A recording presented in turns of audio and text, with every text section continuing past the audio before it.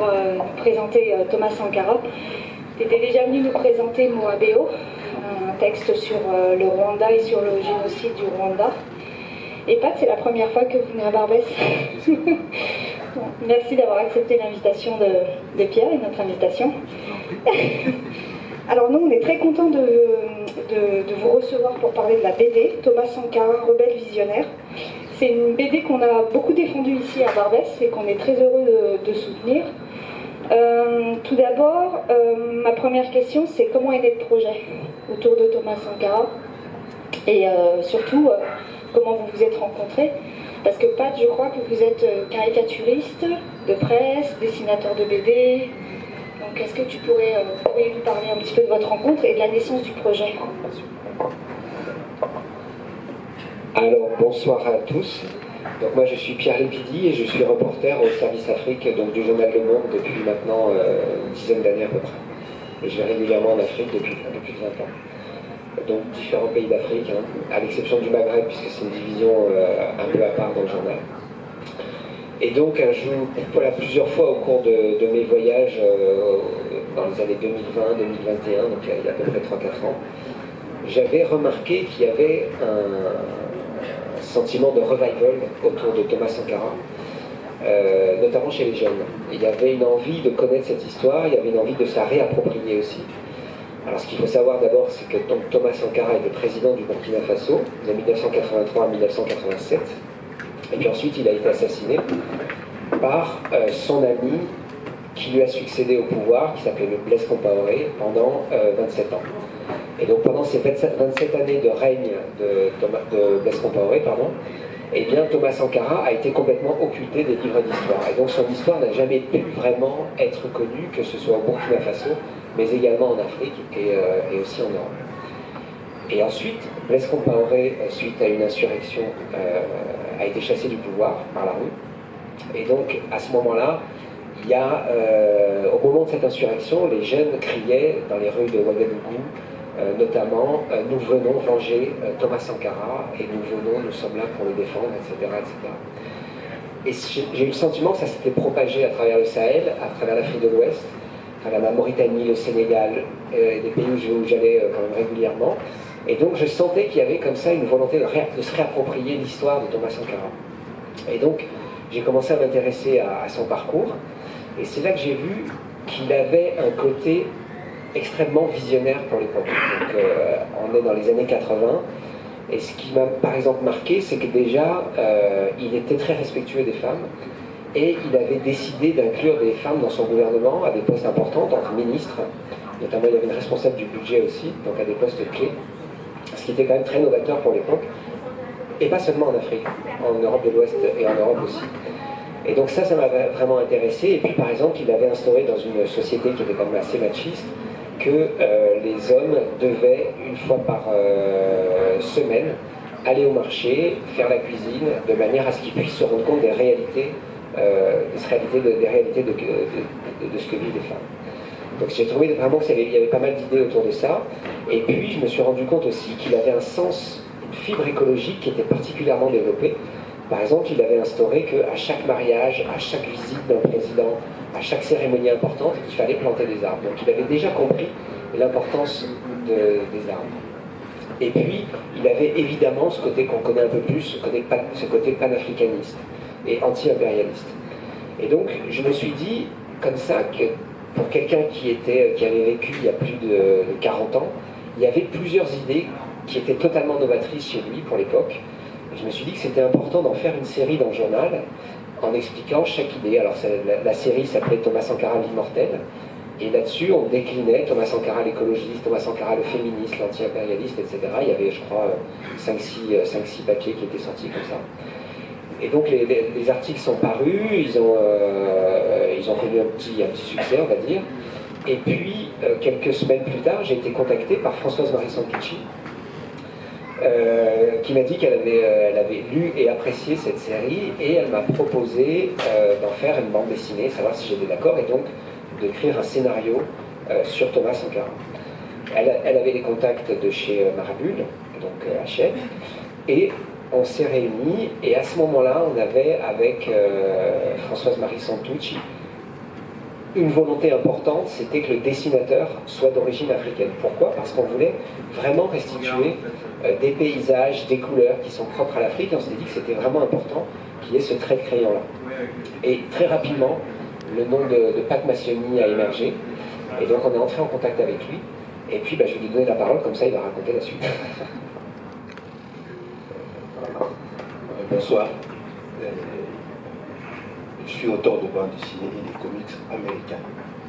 Donc ça fait presque 40 ans que je suis dessinateur professionnel. Donc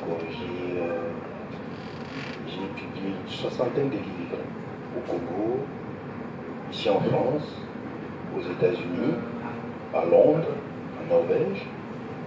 J'ai aussi travaillé avec des organismes internationaux tels que l'UNESCO,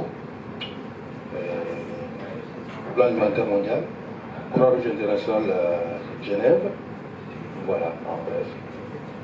Et j'ai été contacté par l'éditrice de chez Marabout, qui connaissait mon travail et qui m'a dit si je pouvais si je suis libre pour travailler sur un projet sur l'Afrique.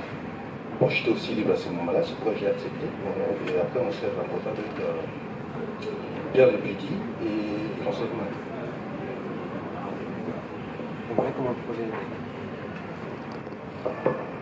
Et du coup, Rebelle Visionnaire, c'est parce que comme tu nous l'as décrit, déjà dans les années 80, Sankara avait déjà des idées très, on va dire, visionnaires par rapport à la femme, l'écologie, l'économie.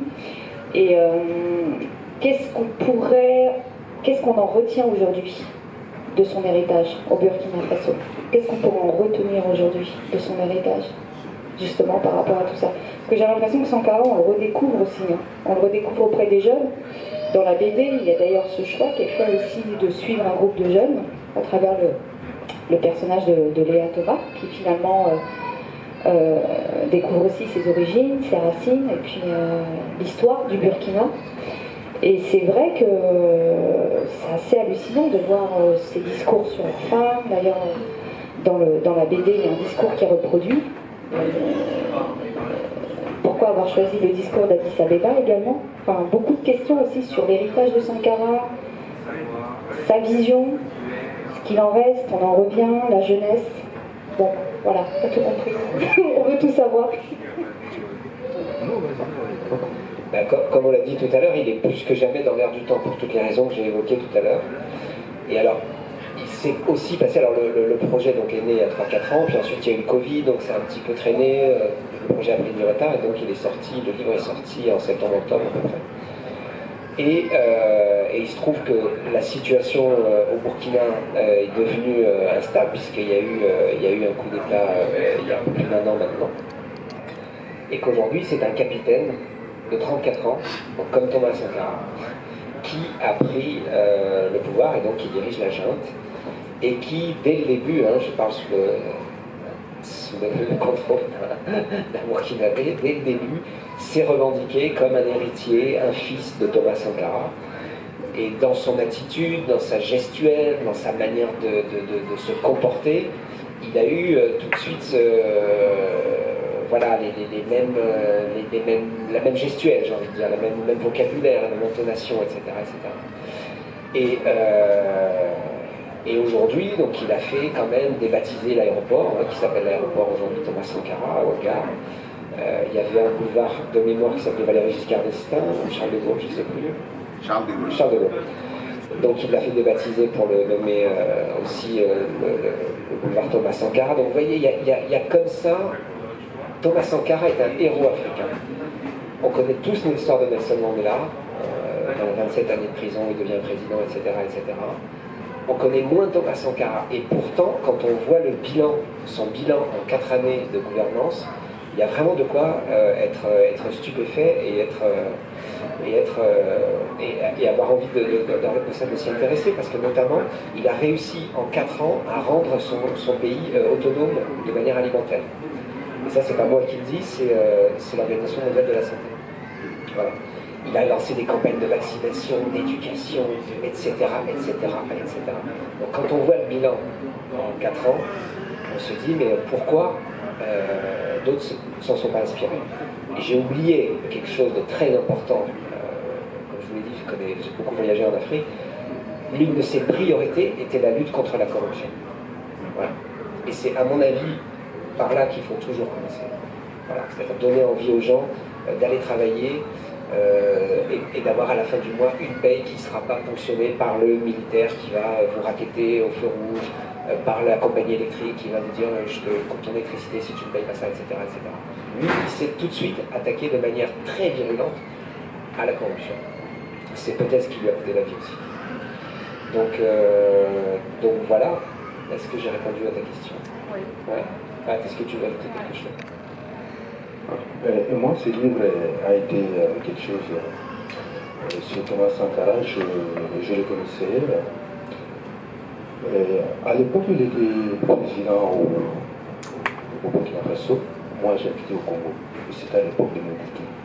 Mobutu, c'était le dictateur. Donc, c'était une espèce de paradoxe par rapport à ce qu'on vivait à Kinshasa. Et tout ce que Thomas Sankara a apporté comme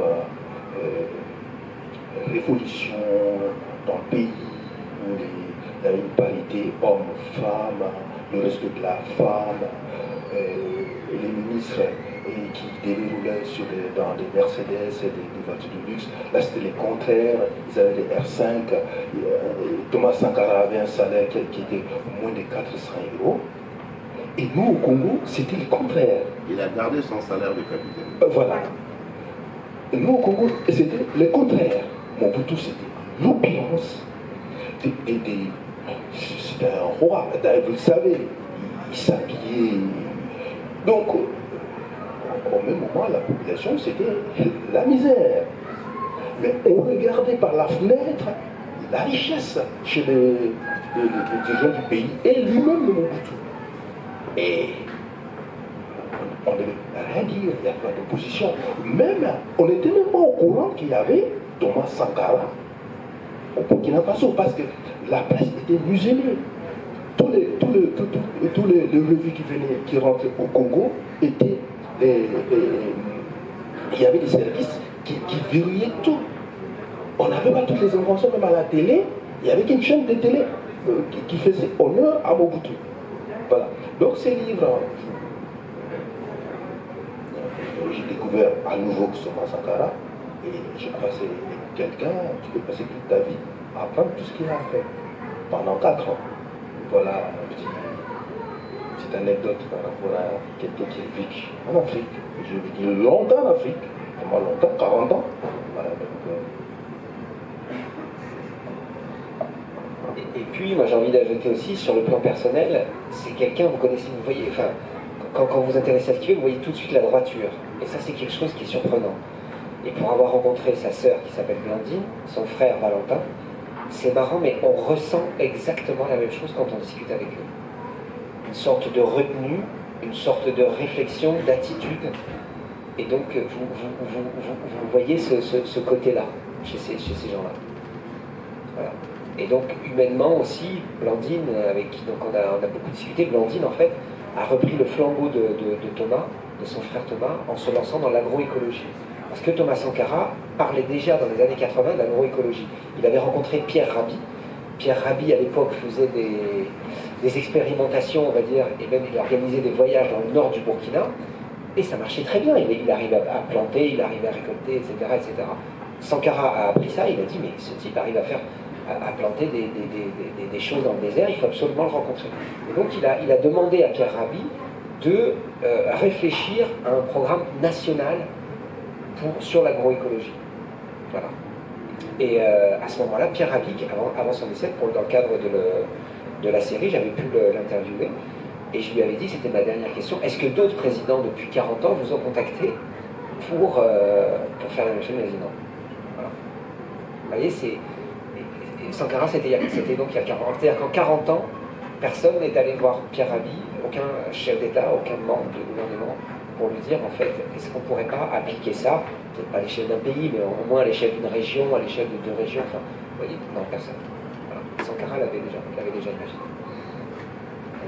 Si vous avez des questions à poser, n'hésitez pas, hein, si vous avez des questions. question. Moi, je voulais revenir sur le discours d'Addis Abeba, qui est quand même très prophétique. Où, en fait, il annonce déjà son projet, mais pas que pour le Burkina. Sankara, il avait une vision internationale, en fait, africaine et aussi internationale. Et c'est très touchant de relire le discours où, prophétiquement, il parle aussi de sa mort, en fait. Le choix de ce discours-là sur la dette, en fait, qui est aussi très important. Tu peux nous en parler? En fait, cette histoire de dette, pour comprendre que la dette existe toujours, la dette des pays africains, c'est un système d'aliénation. C'est-à-dire qu'au moment de décolonisation, la dette était déjà là. Et donc l'Occident a fait des prêts plus ou moins toxiques à ces pays-là, de manière à les aliéner en permanence, et donc à leur mettre quelque part, c'est un peu l'image, une laisse autour de nous. Voilà. Et Sankara avait compris ça, lui disait par exemple, nous on ne veut pas d'argent, on veut des machines agricoles. Donc si vous voulez nous aider, donnez-nous des machines agricoles, etc. etc. L'argent, vous le gardez. Et ce discours à Addis Abeba, donc qui est quasiment à la fin de sa présidence, il dit en gros aux chefs d'État africains qui sont réunis, écoutez, si on ne paye pas la dette, ceux à qui on la doit ne mourront pas. Par contre, si on la paye, on va tous mourir. Donc, moi je vous propose qu'on la paye, que personne ne la paye. Voilà. Alors là, évidemment, tollé dans l'Assemblée. Si personne ne la paye. Il dit par contre, j'annonce juste une chose. Si je suis seul à ne pas la payer, ce sera la dernière fois qu'on se voit parce qu'ils auront ma peau. Et c'est exactement ce qui s'est passé un mois plus tard. Il a été assassiné. Voilà. Donc c'était complètement prophétique. À revenir sur son discours sur l'écologie, le plus important, ça a été à Moscou, à la Cité des Étoiles.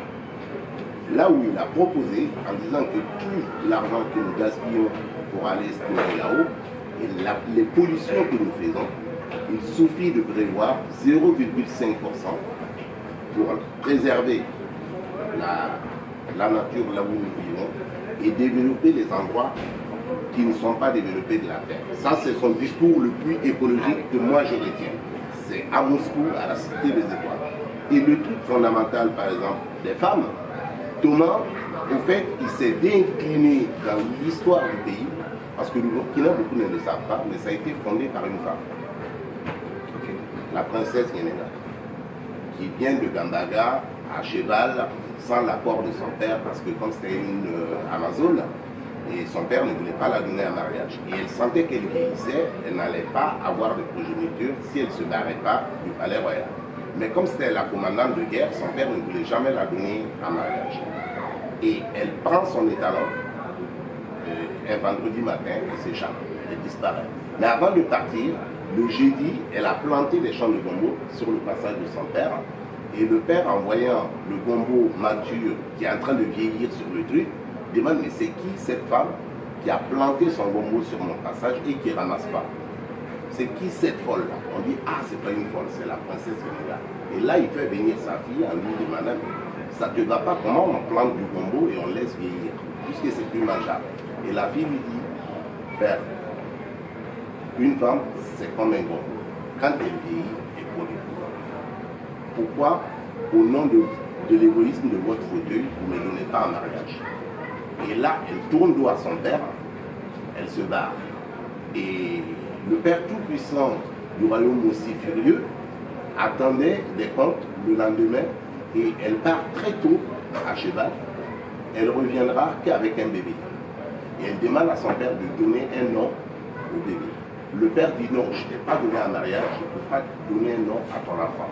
Et c'est là né Ouedraogo, étalon. Et c'est pourquoi l'emblème du Burkina, c'est des chevaux. Ah oui, donc c'est une femme qui donne naissance au peuple burkinabé, aussi. Et justement, Thomas, quand pour appuyer sa révolution qu'on ne comprenait pas, le premier gouvernement qu'il a fait était majoritairement femme. Et on lui a posé des explications en disant, mais on ne comprend pas, lui, effectivement, dans le pays, puisque en Afrique, comme vous le savez, il y a des sociétés patriarcales comme le Moussi, mais il y a des sociétés matriarcales aussi, là où c'est. On dit, mais les Moussis qui sont majoritaires sont patriarcales, et tu décides de faire pour la première fois un gouvernement composé de femmes. Et là, il rigole, il dit, mais attendez, qui porte la grossesse pendant 9 ans? On dit, c'est les femmes. Qui gardent l'argent de la popote, puisque les hommes, on sait qui picolent.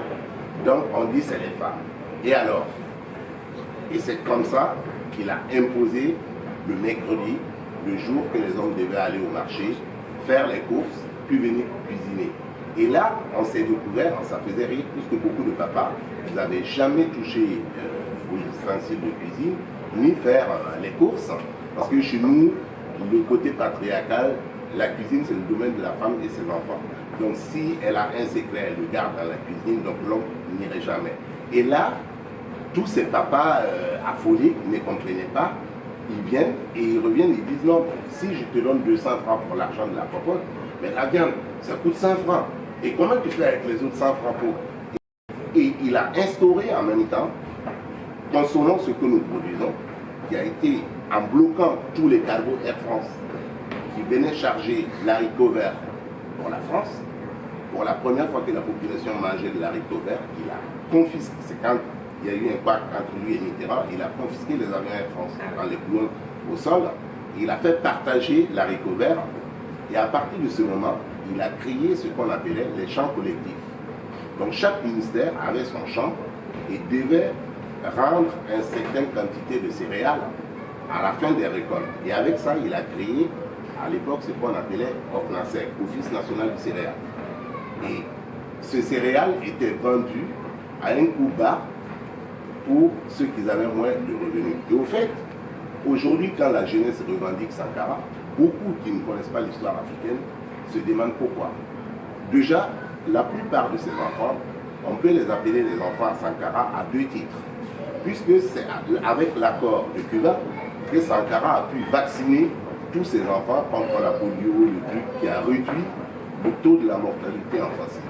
Et quand on regarde l'histoire de cette partie de l'Afrique, elle a eu une longue histoire avec la France, disons, comme le père de Thomas ou mon père qui étaient des anciens combattants. Et la colère vient de là, si on va chercher plus loin, on trouve qu'elle a eu peu avec qui elle a été fidèle, que les partenaires par opportunité. Et ce développement aujourd'hui que Sankara parlait, et justement on a assassiné Sankara pourquoi? Pour permettre, puisqu'il y avait en même temps le mur de Berlin qui tanguait, pour permettre, par exemple, l'opération du PAS à Goa, de la Banque mondiale et de l'FMI, qui a dépouillé les biens de l'État, qui a apporté. Au fait, le mot démocratie, pourquoi aujourd'hui c'est un problème, un tabou en Afrique? Dans les années 90, au moment où il y avait le discours de la boule, on nous promettait la liberté. Et quand c'est arrivé, c'est le pillage légalisé, la misère. Ça n'a rien apporté à ces peuples, que la misère. Et même le multipartisme a été aussi un des facteurs au Rwanda du génocide des Tutsis, tout à fait. Et 2 petites choses qui me reviennent en tête. Donc Thomas Sankara, vous verrez, est un champion des punchlines. Et il en avait une concernant les femmes. Il disait, quand on lui faisait le reproche, mais pourquoi ces femmes, pardon, et il disait, elles portent la moitié du ciel au-dessus de leur tête. Voilà. Et la deuxième, c'était concernant le... Alors, il avait découvert qu'il y avait une nappe phréatique dans le Sahel, et de mémoire, elle était à 5000 mètres de profondeur. Et les gens lui disaient, mais comment tu veux faire un trou à 5000 mètres? Et il disait, enfin, on est capable de trouver du pétrole à 10 000 mètres sous la mer. Vous n'allez pas me dire qu'on ne peut pas trouver de l'eau à 5000 mètres dans le désert, non? Et donc voilà, c'était un pragmatisme aussi, toujours, mais c'était le pragmatisme, mais on va quand même se retrousser les manches parce qu'on va vraiment travailler. Et ça, ça fait partie des choses unanimes là-dessus. C'était quand même un grand travailleur, un grand bosseur, et il avait toujours une vision comme ça pour son pays, et c'est ce qu'il a essayé de porter. Mais à force de bouger les équilibres, c'est aussi ça qui l'a tué. Mais ce qui est intéressant dans ça, par exemple, quand tous les chefs d'État africains venaient pour le Coran, parce que le vieux Mitterrand voulait à tout prix le mettre dans son truc, il ne disait pas non. Il dit d'apporter, et quand tu apportais tes valises des sous, il prenait, et devant la télé, il dit, ah, un tel m'a apporté ça, mais moi je n'en ai pas besoin, à la caisse de l'État.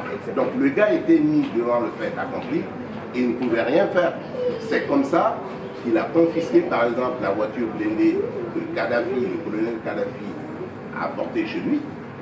Et il l'est confisqué gratuitement comme ça. Et Thomas, quand il n'était pas de fonction, il roulait à vélo de course. Puisqu'il jouait à la guitare et à vélo, il roulait à vélo de course. Et les militaires étaient derrière. Aujourd'hui, en dehors de IB ou du Malien, aucun président appuyé par l'Occident peut sortir comme ça dans sa rue. Et les enfants, ils ont compris un truc aujourd'hui. Ils ont magouillé te mettre en place. Toi et ta famille, on te dégomme. Et donc, à un moment donné, les gars sont obligés de rentrer dans les cours. Parce que c'est fou de s'asseoir à Bretton Woods, à Paris ou à Bruxelles, faire un plan pour une population qu'on ne connaît pas leur histoire ni comment ils vivent. Et chaque peuple a son histoire. Et moi, je ne pense pas qu'on puisse importer une culture encore aux Africains, puisque les Africains, ils ont très bien assimilé quand la religion musulmane est arrivée, ils ont très bien assimilé quand la religion chrétienne est venue. Tous les Africains, ils ont ces trucs, mais ils n'ont jamais oublié leurs pratiques qu'ils font en douce. Donc ça veut dire, ils ont été massacrés pour ça, ils ont tenu dur, ils savent que c'est une carapace. Parce que dans le temps, quand tu disais non, on t'éliminait comme Thomas, comme Kofi Olebio, pourquoi aujourd'hui un Traoré peut naître? Parce qu'il y a Poutine, il y a le monde qui est divisé, il y a la Chine. Tant que tu n'as pas une force nucléaire qui t'appuie derrière, face à Papa France qui est là, et au petit Macron qui a ouvert sa première sortie en Afrique, à l'université Thomas Sankara, il a promis d'ouvrir le dossier sur la mort de Thomas. Exactement. Il a envoyé que quelques pages, le reste c'est toujours bloqué à Paris. Et avec ça, au fait, on peut mettre la poussière sous les tapis, mais je ne pense pas que c'est améliorer les relations. Et on ne peut pas le faire indéfiniment, je pense aussi. Voilà. On va donner la parole à Pat aussi, pour qu'il nous explique son travail autour de la bande dessinée, et aussi des différentes techniques de dessin que vous avez pu utiliser autour de la BD, et puis aussi comment on fait quand on s'attaque à un mythe comme Sankara.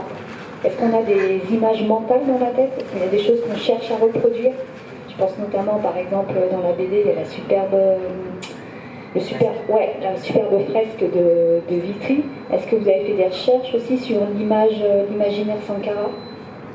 Oui, parce que quand j'ai un nouveau projet, je ne me considère pas comme un dessinateur qui a gagné. C'est un nouveau défi. Je prends une série de scénarios, je lis les scénarios. Après avoir lu le scénario, je fais des recherches, des images. Là, c'est sur Thomas Sankara. Donc, le but est que mes dessins soient le plus crédibles par rapport au scénario et par rapport aussi à l'histoire telle que Thomas Sankara. Parce que nous avons travaillé ce livre, mais il y en a qui ont aussi travaillé sur Thomas Sankara. Mais je dirais des espèces de gébateurs qui sont là pour pour chercher à gagner des sous. C'est un manque de respect. Voilà, c'est un manque de respect. Même quand Pierre dit qu'il fallait un dessinateur africain, oui, sur des sujets africains, il faut qu'un Africain les fasse. Tu peux faire des études dans n'importe quelle Sciences Po, tout ce que vous voulez. Vous ne connaissez pas l'Afrique plus qu'un Africain. C'est une autre culture qui est différente d'ici. Ne vous prévalez pas que je connais l'Afrique plus qu'un Africain. Voilà. Donc c'était quelque chose. J'ai lu le scénario, j'ai beaucoup voyagé en Afrique, sauf au Burkina Faso. J'ai été au Bénin, en Côte d'Ivoire, au Ghana, 2 fois au Bénin. Quand je discute avec les gens, je sens quelque chose. On partage la même chose, on a la même base. On n'a pas à m'expliquer, je comprends les choses facilement. Parce que c'est une culture, on a la même matrice. Et quand je suis dans des quartiers populaires, comme l'a décrit Françoise-Marie et Pierre dans le scénario, je le voyais comme si j'étais dans mon propre quartier. Quand je lis quelques extraits sur le quartier où a grandi Thomas Sankara, c'est un quartier populaire aussi, je me retrouvais. Et quand je fais la couleur, vous voyez, il y a des espèces de tons ocre jaune, un peu de rouge, un peu du vert. On ne dit pas les couleurs de l'Afrique. L'Afrique ne veut absolument rien dire, c'est 54 pays. Mais c'est les pays sahéliens et l'Afrique centrale, où il y a du vert. Dès que vous descendez vers l'Afrique centrale, le vert est plus soutenu. Et au fur et à mesure que vous montez vers le Sahel, ces verts-là changent de ton. Voilà. Ce sont ces éléments qui sont importants quand vous lisez les livres. Vous sentez dans l'histoire parce qu'il y a un respect. Il y a un respect du personnage, il y a un respect qui lui aussi passe l'histoire. Voilà, c'est pourquoi j'ai fait beaucoup de recherches pour son visage. C'est pas facile, hein. Je dessine depuis 40 ans, mais à chaque livre, j'éprouve toujours des difficultés à dessiner. Toujours des difficultés à dessiner. C'est ce qui fait que quand je finis un livre, les gens disent il est bien, parce que je me suis remis en cause. Voilà, je ne suis pas là pour me la péter, je connais un jeu, ça va être un livre bâclé. Même ça a pris du temps, l'éditeur disait mais on devait sortir. J'ai bossé tous les jours de 12 heures par jour, pendant au moins 15 mois. Parce que je voulais que le livre soit à la hauteur. C'est le projet le plus fier? Entre autres, j'ai travaillé sur des livres sur les réfugiés, où j'ai donné aussi le maximum parce que tous les livres, tous les sujets valent la même importance. Moi, je ne suis qu'un intermédiaire où le message passe. Voilà, ma petite part est d'apporter quelque chose de bien, qui est le lecteur découvre l'histoire, découvre Thomas Sankara, moi et Pierre. On n'est rien. Là, c'est une soirée de Thomas Sankara. Nous ne sommes que des intermédiaires où le message est passé. Voilà. J'ai une question. Quelle est la première chose que tu dessines quand tu fais Thomas Sankara? Souvent, je commence par son nez. Je commence par son nez, soit de l'œil, soit de le nez. Et quand je dessine, même quand je fais des dédicaces, c'est toujours difficile. C'est pas facile. Voilà. C'est pas un exercice facile. Non, le dessin pour moi n'est pas facile. Il y en a qui dessinent facilement, mais moi c'est toujours un défi. Dès que je mets place sur un bout de papier, c'est un défi. C'est un défi, je me dis vraiment. C'est pas un jeu, je m'amuse pas. Il y en a qui trouvent du plaisir, qui disent que dessiner c'est un loisir. C'est pas un loisir. C'est un travail difficile. C'est un travail difficile qui demande une certaine construction mentale, mathématique, je dis. Parce qu'il y a la symétrie, il y a plein de choses où vous devez appliquer pour que le dessin tienne. C'est pas un jeu où il faut qu'il dessine. Il a un zéro mathématique, c'est pourquoi il dessine. Ce sont des lignes qui se croisent, qui donnent une image. Tu dois avoir un cerveau scientifique pour savoir dessiner. Voilà. Il y a la perspective, il y a l'avant-plan, l'arrière-plan, il y a plein de choses qui rentrent en compte.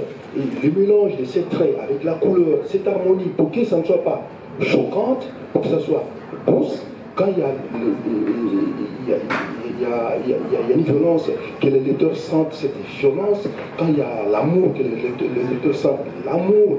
Donc voilà, toutes ces émotions passent par ce mélange des traits et des couleurs. Donc ça donne une certaine harmonie. Quand vous lisez les livres, je crois que vous voyez, c'est des tons un peu chauds. Mais vous commencez à lire de bout en bout, vos yeux ne vont pas se fatiguer. Il y a un ton à donner pour que les livres soient, qu'on puisse les lire. Quand les dessins sont, les couleurs sont trop fortes, au bout de 12 pages, vos yeux vont se fatiguer.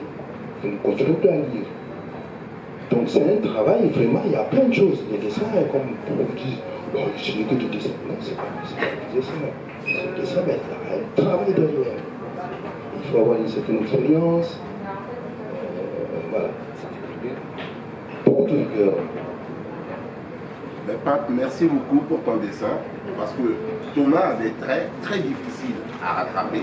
Déjà son nez, comme tu parles, comme il est métis, Peulm aussi, ça fait qu'il a ce truc allongé du Peulm, les traits raffinés, mais en même temps, et il a un autre truc qui est spécial de leur famille que tu peux reconnaître, qui sont les oreilles un peu écartées, dont son surnom quand il était jeune ou beaucoup de trucs, oreilles d'éléphant, et le regard vif, piquant dedans. Et là, ça, pour moi, c'est une photo, là. Tu vois le bonhomme. Et justement, le monument qu'ils ont fait, je ne sais pas si tu as eu la chance de le voir. Tu as vu les débats qu'il y a eu dessus, on a refait la tête, mais jusqu'à là, ça ne va pas. Mais vraiment, c'est bravo. En gros, vous voulez raconter pour la statue ou vous voulez que je raconte? En deux mots, il y a un mémorial Thomas Sankara qui est donc à Ouaga, et c'est là où il est mort. Et donc il y a une statue qui a été érigée à cet endroit-là. Et alors à un moment donné, c'est il y a 4-5 ans à peu près la première statue. Donc inauguration en grande pompe, et puis là on enlève le rideau tombe, et stupeur, la statue ne ressemblait pas du tout à Thomas Sankara. Et le créateur a dit un truc hallucinant. Si vous reculez, si vous vous mettez à 20 mètres et vous plissez un peu les yeux, vous verrez qu'il va lui ressembler. Bon, il se trouve que ça ne lui ressemblait toujours pas, et donc la statue, il a repris sa statue et il l'a refaite. Aujourd'hui, elle est quand même plus ressemblante, mais bon, il y a toujours débat autour de la ressemblance de cette statue. Donc c'est vrai que comme vous dites, il est très difficile à croquer, à sculpter, Bravo. Et le truc formidable du mémorable dont tu parles, au fait, il y a eu Raoulix qui était son compagnon, du Ghana qui avait fait le coup d'État, qui a remis le Ghana sur pied, autonome, voilà. Et qui était à l'initiateur avec le mouvement Thomas Sankara. Après, à un moment donné, les politiques ont récupéré et ça a donné le résultat que ça a donné. Et le pire, dans ce complexe de conseil de l'entente, les jeunes d'aujourd'hui qui ont moins de 50 ans, ils ne savent pas ce que représente le conseil de l'entente, mais c'est le grand-père de l'Union africaine, si on veut bien voir. Et puisque chaque pays africain avait sa maison, et c'était un conseil là où tous les pays se regroupaient et eux, ils occupaient le truc du Burkina. Et le fait qu'on les tuait là-bas, refaire le monument là-bas, ça posait tout un problème qui court encore. Mais comme il y avait Raoulix qui était à la tête, qui est comme l'exemple de Mandela, Thomas était l'un des présidents africains ouvertement qui a donné des calaches aux Noirs sud-africains de se défendre. Et le Burkina a reçu des sanctions, même de la France, ou des trucs. Aujourd'hui, on oublie tout ça. On met Mandela héros et trucs. Et on oublie qu'on a tous financé, armé l'apartheid. Et il a reproché à Mitterrand, les yeux dans les yeux, d'avoir accueilli... Pour l'apartheid. Pendant des années, on a financé l'apartheid. Il a reproché à Mitterrand, les yeux dans les yeux, d'avoir accueilli Peter Botha, donc Premier ministre de l'apartheid, quand il est venu à Paris. Et les yeux dans les yeux. Ouais. En lui disant, enfin, je crois que c'est... De l'avoir permis, et que la France si belle, si beau, si jolie, d'avoir permis à un criminel comme Peter Botha de l'attacher de son sang. Voilà, enfin, en gros, de s'essuyer les pieds avec ses pieds ensanglantés ou quelque chose comme ça. Il y avait une question, madame. Oui, je voudrais savoir comment vous avez travaillé tous les deux ensemble, c'est-à-dire comment, c'est bien compris, il y a le scénario qui a été écrit, ensuite vous avez dessiné, comment ça s'est passé? Il y a eu des allers-retours, comment s'est passé l'échange? Bon, l'échange, c'est comme toute le bande dessinée, il y a d'abord, dans notre cas, il y a Pierre et Françoise Marie qui ont écrit le scénario. Je ne sais pas comment ils se sont arrangés pour écrire le scénario, mais voilà, c'était tellement une osmose, je ne savais pas qui fait quoi, qui fait. Voilà, donc ils me remettaient le scénario et je faisais des crayonnés. Je fais des recherches, je fais des crayonnés, et je leur envoyais des crayonnés pour qu'ils dit ce qu'il en pense, même l'éditrice aussi était dans la boucle. Voilà, il y avait des échanges. Et quand j'y faisais, il me disait, là ça va, là ça ne va pas. Et moi aussi, quand je trouvais quelque chose qui ne fonctionnait pas, quand je dessinais, parce qu'il y a un rythme quand on dessine. Il y a un rythme, il y a des ellipses qu'il faut respecter pour que la lecture de la BD soit fluide. Et là, quand on écrit, on ne voit pas les images. Un scénariste, quand il écrit, il ne voit pas les images. Donc, il a besoin des images du dessinateur pour voir si ça fonctionne ou ça ne fonctionne pas. Et on a échangé, et puis les échanges n'étaient pas... Tout se passait presque bien, quoi. Voilà. Tout était fluide, voilà. Donc, on n'a pas eu vraiment beaucoup de problèmes pour travailler. Alors, juste pour répondre à votre question, concernant le scénario, en fait, on s'est dit avec Françoise Marie, on va pas faire un livre, voilà, Thomas Sankara est né dans le nord du Burkina, etc., avec les dates, etc., etc. Ce serait beaucoup... ça serait un peu trop facile, on va dire. Donc il faut qu'on crée une histoire. L'idée, c'était au début, on est parti... ça s'est fait très vite, hein. Pourquoi pas un professeur dans une école qui explique à ses élèves, puis on s'est dit, ouais, mais on va tourner un peu en rond. Et très vite, l'idée de cette jeune fille, qui doit avoir 10-12 ans à peu près, qui est issue d'un couple mixte, donc son papa burkinabé et sa mère française, elle vit en France, et l'élément déclencheur de l'enquête, c'est son prénom. Elle s'appelle Léa Thomas. Donc à l'école, forcément, les gens se moquent un peu d'elle, pourquoi Thomas, etc. Et elle en veut à ses parents, et ses parents lui expliquent, et elle se dit, mais c'est qui ce mec, ce Sankara? Et là, c'est elle qui va chercher, d'abord sur Internet, et puis après, à l'école, elle va faire un exposé, et puis après, elle va aller voir la fameuse fresque de Vitry, etc., etc. Et c'est ce personnage-là, avec ses copines, avec ses parents, Sankara, vous voyez, et comme ça nous fait comme ça un scénario et une trame, en fait, une histoire. Et ce qu'on faisait avec Françoise Marie, comment on fonctionnait, en gros, ben moi j'avais rassemblé, comme j'avais la série déjà que j'avais faite, j'avais déjà à peu près tous les éléments historiques. Donc après, il faut créer l'histoire. Donc créer l'histoire, ça a été, on envoyait les fichiers à Pat en lui disant, ben voilà, page 28, ici, premier carré, on verrait Sankara qui scène avec sa mère. Sankara dit à sa mère, écoute, voilà, j'ai décidé je ne veux pas être prêtre, je veux rentrer à l'école. Ok. Là, puis on se disait, bon, là, il faut casser le rythme, on va faire une pleine page, là, on va faire une double, etc. Vous voyez, moi, ce qui me plaisait dans le dessin de Pat, il vous l'a dit, c'est la chaleur, quoi. Et donc, je me suis dit, des fois, Sankara commence vraiment son apprentissage idéologique et politique à Madagascar. Madagascar, c'est la grande île, c'est splendide. Donc là, il faut faire des pleines pages, il faut essayer de voir même si on ne peut pas faire une double, il faut, etc., etc. Et après, je me suis dit, ça, c'est le truc qu'il ne faut pas rater. Et évidemment, ce qu'il ne faut pas rater, c'est aussi sa mort. Parce que le lieu est connu et la scène a été décrite puisqu'il y a eu un survivant. Donc on sait exactement comment ça s'est passé. Et donc là, vraiment, je m'étais dit, là, il faut faire quelque chose d'assez violent, assez dur, et sur une page ou 2 pages, je crois que c'est sur 2 pages. Ouais. Parce que voilà, là, il faut vraiment faire quelque chose de marquant. Et notamment des détails tout bêtes. On savait que c'était un jour, donc il est mort un jeudi, et le jeudi, c'était le jour du sport pour tous. Donc, voilà. Donc il avait un survêtement rouge, ça on le sait. Et qui était le survêtement du centre du Sénèque, Centre National de Commando. Ah oui, ok. Et on le sait parce que le corps de Sankara ensuite a été enterré à la va-vite dans un cimetière par des prisonniers. Ils ont cherché des prisonniers en pleine nuit pour creuser les corps et les jeter comme ça dans un cimetière. Et puis ensuite, il y a des analyses ADN. Et donc les gens, donc on se disait, est-ce que le corps de Sankara, on va le reconnaître s'il reste des traces au survêtement rouge? Vous voyez, donc on avait des détails comme ça c'était important de les respecter. Vous aviez des images déjà dans la tête aussi. Ouais, quand on fait ça, on a toujours une image, et après on se dit, maintenant il faut que je donne à Pat tous les éléments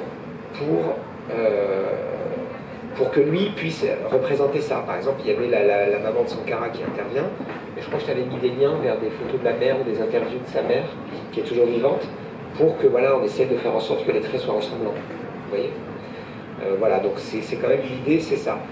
Et après, on s'autorise quand même quelques libertés, c'est ce qui est intéressant aussi, hein, vous voyez. Autre grand défi qu'on a eu dans le scénario, on s'était dit, on ne doit pas faire un truc géographique. Voilà. Sankara a fait des erreurs aussi. Il était par exemple beaucoup trop dur, beaucoup trop exigeant avec lui-même, mais aussi avec les autres. Et parfois, il pouvait être très cassant, notamment en réunion. Et moi, quand j'avais fait la série, j'avais rencontré des gens qui avaient travaillé avec lui, et notamment un qui m'avait dit qu'il s'était fait incendier dans une réunion. Pourquoi? Parce que la veille, il était dans un mariage, il était un peu bourré, et le lendemain, il avait oublié de se réveiller. Et Sankara lui en a voulu, mais il s'est moqué de lui devant tout le monde pendant plusieurs jours, jusqu'à ce que le gars dise, bon, je crois qu'il a complètement arrêté de boire parce que tellement il a été traumatisé. Donc vous voyez, il avait quand même ce côté très autoritaire. Voilà. Et donc ça, c'était dans sa personnalité, et en même temps, il y a eu des dérives du régime de Sankara. On a dit qu'il avait fait beaucoup de bonnes choses, et c'est vrai, lutte contre la corruption, les femmes, etc., je ne vais pas y revenir, mais il avait créé ce qu'on appelait les CDR, les comités de défense de la Révolution, et au sein de ces CDR, il y a eu des dérives aussi, il y a eu des règlements de compte, il y a eu des gens qui ont été fusillés parce que soi-disant ils auraient fomenté un coup d'État. Voilà, il y a eu aussi des voisins qui voulaient régler leur compte et qui donc ont commencé à balancer les autres et à les dénoncer auprès des CDR, il y a eu des exécutions sommaires, etc. etc. Donc on ne voulait pas non plus occulter ça. Voilà. Le bilan de Sankara, il est largement positif, mais plusieurs personnes nous ont dit votre BD est intéressante parce que ce n'est pas géographique. Voilà. Et donc vous avez quand même respecté ça. Et c'est là aussi que vous êtes crédible. Mais en même temps, on est journaliste, Françoise Marie comme moi. Donc on se doit aussi d'être quand même très proche de la réalité. Mais en bref, par rapport au CDR, ouais. il y a le pour et le contre, puisque les CDR, c'était quoi? Les comités de défense. Dans chaque quartier, il y avait un délégué qui votait eux-mêmes, ils décidaient, ils faisaient des propositions au comité qui montaient et le conseil de ministre décidait à partir de ça. Lui, tout le monde était armé, mais dans la réalité que je sors africaine, être armé ou qu'on perd 100 personnes par erreur pour apporter 20 millions au bénéfice, le risque il est vite choisi. On ne peut pas faire des omelettes sans casser les œufs. Et Thomas fut le premier à dénoncer par exemple les CDR et les dérives. Par exemple, celui qui est arrivé après Sou, qu'est-ce qu'il a fait? Thomas l'a rendu public et il a même voté une loi là où pendant les heures de travail, tous les maquis étaient fermés. Ah, oui, oui. Et voilà, il se tenait responsable par rapport à certains trucs, mais à d'autres trucs là où on ne peut pas le tenir responsable. Si on prend les 4 ans de Thomas Sankara et on met tous les morts ensemble, et on prend les 27 ans du Beau Blaise, parrainé par l'Élysée qui a organisé la guerre du Libéria, Sierra Leone, quand tu vois qu'il a déstabilisé toute l'Afrique au compte de l'Élysée, et les crimes même qu'il a commis sur place qu'on n'arrive pas à juger, c'est pas deux poids, deux mesures. C'est un peu comme Kadhafi. Les Occidentaux le voient comme un dictateur, qu'il est peut-être. Mais si on demande au reste du continent, ils diront, pour nous, celui qui a rendu le continent stable de 72 à quand il l'avait assassiné illégalement en plus. Et justement, aux Nations Unies, ils ont eu les règlements de compte partiellement. Et ça, c'est une erreur fatale que l'Afrique ne pardonnera jamais, surtout la jeunesse qui est là. Est-ce qu'il y a d'autres questions? Ah oui. Une question justement par rapport à ce travail que vous avez fait pour réaliser, vous appelez ça une bande dessinée, un roman graphique. Un roman graphique. La question c'était, est-ce que tout ce qui est dedans sont des faits, des événements que vous avez pu effectivement en tant que journaliste vérifier la fiabilité, ou est-ce que l'imaginaire aussi à un moment donné a pris une part et vous vous êtes autorisé quelques libertés? Alors c'est une très bonne question. En fait, tout ce qui concerne Thomas Sankara est réel. Que ce soit les noms, les lieux, les situations, etc. etc. Par contre, évidemment, tout ce qui est autour et qui concerne la petite fille est fictif.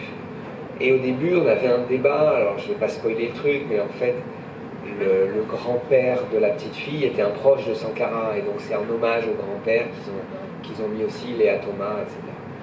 Et j'avais une crainte par rapport à ça, parce que je me disais là, par contre, on sort un peu de la fiction, puis finalement, on reste assez évasif sur le personnage, donc du coup, je dis bon, ça passe quand même. Mais tout ce qui concerne Sankara, toutes les scènes, il y a une scène avec sa sœur Blandine, et moi je vous dis, ça m'avait vraiment ému parce que je me souviendrai souvent de ça. Donc on s'était rencontrés, elle m'avait emmené donc voir l'agroécologie, ses plantations dans les villages aux alentours de Ouaga. On avait passé une journée magnifique. Et puis après, elle m'avait dit, écoute, je vais te parler de mon frère, ok. On s'était assis sur les marches près de chez elle. À la tombée du soir, vous imaginez un peu le moment propice à la confidence. Et elle m'avait dit, écoute, je vais tout te dire et je vais te faire confiance. Tu sauras ce que tu vas écrire et ce que tu peux pas écrire parce que tu estimes que c'est trop intime. Ça, c'était pour la série. Et cette confiance qu'elle m'a faite, j'ai essayé vraiment d'en être digne et de la respecter. C'était vraiment une pression. Et c'est pour ça que je lui ai dédicacé l'ouvrage. Parce que ce jour-là, vraiment la confiance qu'elle m'a faite, je vous assure, ça m'a bouleversé, ça m'a vraiment touché. Donc il y avait des histoires avec Blaise, voilà, dans des avions, enfin, des choses, vraiment c'était très dur. Je me suis dit non, ça c'est trop perso, c'est trop familial. Par contre, il y a une scène où quelques jours avant la mort de Thomas Sankara, elle me raconte que son frère la convoque au Conseil de l'Entente, là où il sera assassiné, quelques jours avant, hein, et il lui parle sur une terrasse, comme si c'était la dernière fois qu'il lui parlait. Et je lui dis, mais qu'est-ce qu'il t'a dit? Il m'a dit, écoute, il m'a dit en gros qu'il fallait que je prenne soin de la famille, que j'étais menacé, que je pouvais partir, que voilà, et que quoi qu'il arrive, mes idées survivront. Et là, il y a je crois que c'est son chef d'état-major qui est monté plusieurs fois pour dire Monsieur Sankara, dépêchez-vous, il y a quelqu'un qui vous attend. Et il a dit non, attendez, je parle avec ma soeur, c'est très important. Plusieurs fois. Et ce détail m'était resté. Et donc je m'étais dit, tiens, ça, il faut qu'on va vraiment le mettre dans la BD. Voilà. Mais Pierre, ouais. Vraiment ce que tu viens de dire, moi qui connais très bien la famille, qui connais Blandine, qui connais tout le monde, et tu sais, Blandine, quand quelqu'un commence à parler de Thomas, elle se barre. Même moi, c'est comme ça, je me barre, puisque, voilà. Et qu'elle te parle de ça, j'ai des idées à peu près de quoi elle t'a parlé qui reste. C'est vraiment, elle t'a fait confiance. Ah oui. Et le truc important, par exemple, de la petite fille que vous avez mis au début, et vu aujourd'hui, on est au mois de décembre, qui tombe avec la date de l'indépendance, une anecdote que je pense que tu connais, le jour de l'indépendance, le père de Thomas était en service sur le commandant de cercle à Gawa, là où l'indépendance a été proclamée. Et Thomas, quand il a entendu parler de l'indépendance et du truc, à la veille, qu'est-ce qu'il a fait?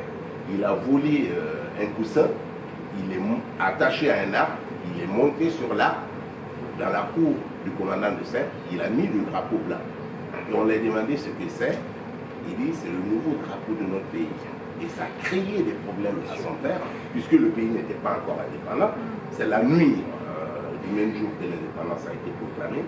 Et au fait, Paspanga, que tu connais, qui est à 500 mètres d'où il est mort, ouais. Tu vois, notre quartier c'est à 500 mètres, c'est le premier quartier loti, et tu avais l'atelier et la présidence, l'ancienne présidence, là où IB est retourné aujourd'hui. C'est le premier quartier loti pour les anciens combattants français, les tirailleurs, qui sont rentrés, qui ont remis cette armée en place. Donc c'est tous des enfants d'anciens combattants et autres. Et on a des papas qui n'ont même pas eu leur pension jusqu'à les mourir. Donc au fait, c'est un quartier qui grouillait de revanche, qui avait des comptes à régler avec Paris.